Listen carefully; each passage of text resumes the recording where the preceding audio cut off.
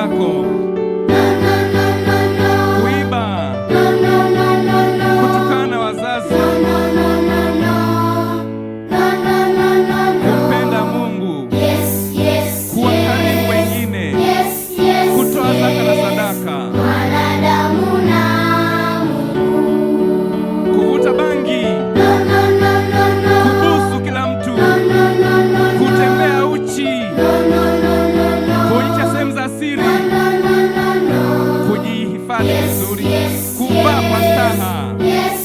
Tunadumisha mahusiano.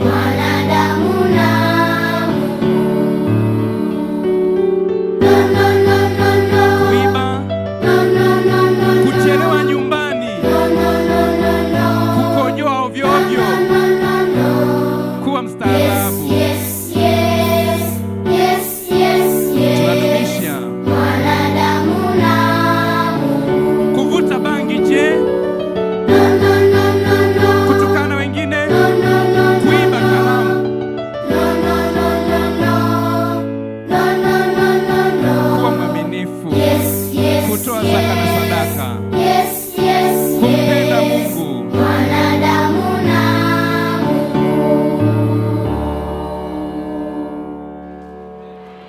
Hivyo ni viapo wamevifanya wenyewe.